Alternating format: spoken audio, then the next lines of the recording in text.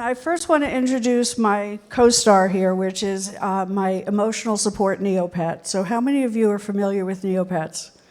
Wow, that's awesome. That really makes me very happy. We'll start with the presentation. And I'd like to thank Casey, who put this together for me.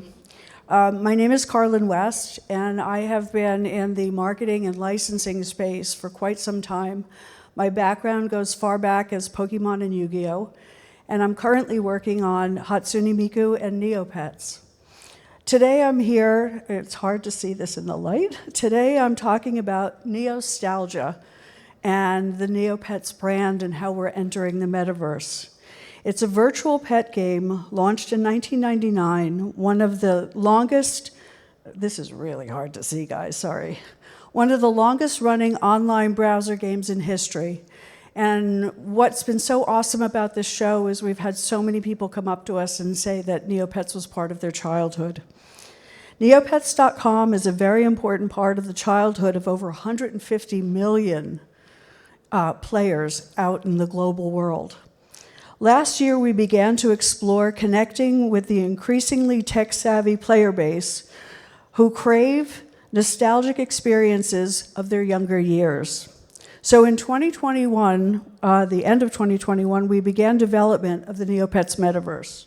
I'm going to find the right light if it kills me. In late 2021, we began development of the Neopets Metaverse. It's a free-to-play community-driven game based on the original Neopets classic, Neopets.com. Let's do this. Building upon the foundational game system of the original Neopets and utilizing the benefits of the blockchain game, the Neopets Metaverse offers both a nostalgic and fresh approach to experience the veteran homepage of the I cannot see this, guys. Is there something we can do? Building upon the foundational game systems of the original Neopets and utilizing all the benefits of a blockchain game, the Neopets Metaverse offers both a nostalgic and fresh, wielded gameplay experience for veteran Neopians and newcomers alike. The Neopets Metaverse is formatted around a free-to-play game. It's casual, fun, and simple to navigate whether you're a crypto native or not. So that's one of the best things about the game is that it offers a ability for people who are into NFTs to get into it, or if you're not, you can also meander around the space as one of the Neopets characters. Neopets Metaverse is a virtual world in which players can raise, care for, customize, and battle with their Neopets while building, owning, and monetizing their gaming experiences on the blockchain. Get rid of that page. Blockchain gaming works really well for Neopets. NFTs are fueling an evolution in the gaming space. Like other formats, innovations over the last 30 years, such as forums, user-created content, MMO systems, and social media connectivity, NFTs enable a plethora of possibilities in games, from streamlined user interactions to new economic synergies, and that's another thing that's really good about the game.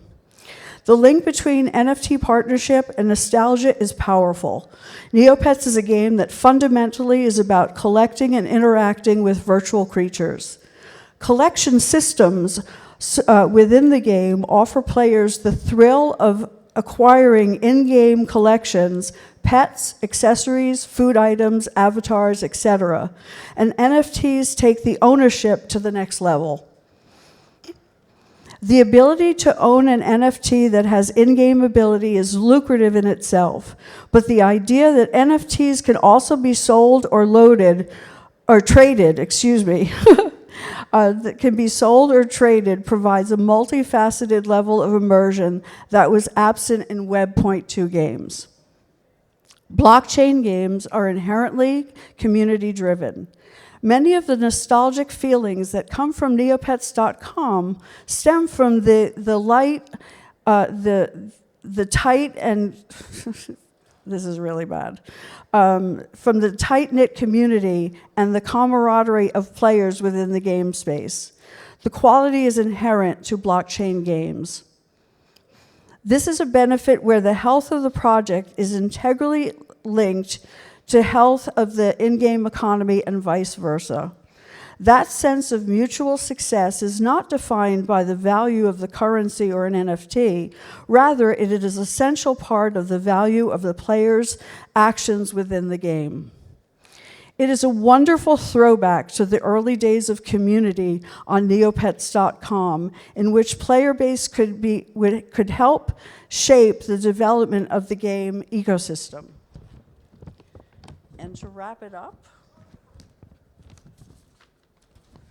so the Neopets Metaverse will be the leading player in the virtual pet metaverse space. We are reconnecting the original 2D Neopets browser-based concept as a 3D play and earn game.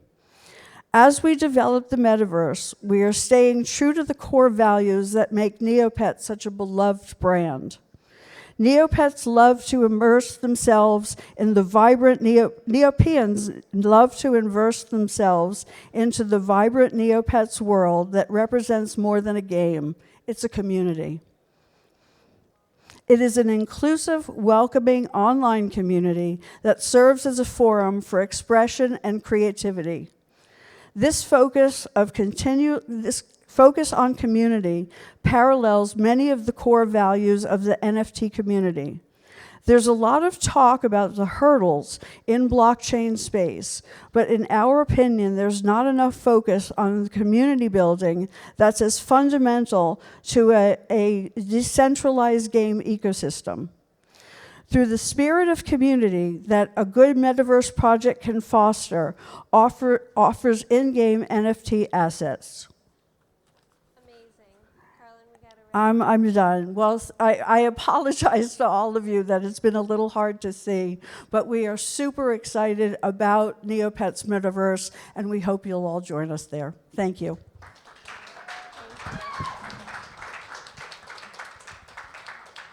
And wearing those glasses, you can get away with anything, girl. I swear.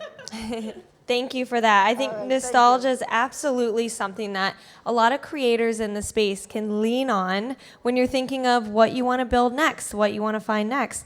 Think about what you've already loved. So we're going to talk now about how to build a media powerhouse and the life cycle of NFTs. We have Kyle coming on. Let's give him a warm welcome. Round of applause, please. Hi, Kyle.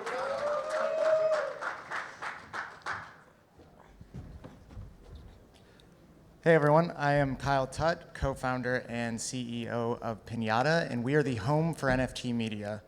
Ultimately what that means is we manage, for the majority of the space, most of the files, the images, the videos of these NFTs. So if you're new to the space or haven't dove down deep into the technical things, you can think of NFTs as a two-part kind of system. There's the token that's sitting on the blockchain, and then there's the data, the files that's sitting off-chain somewhere. And what we do is we manage all of that infrastructure for a lot of these projects and marketplaces to manage the files on a protocol called IPFS, or the Interplanetary File System.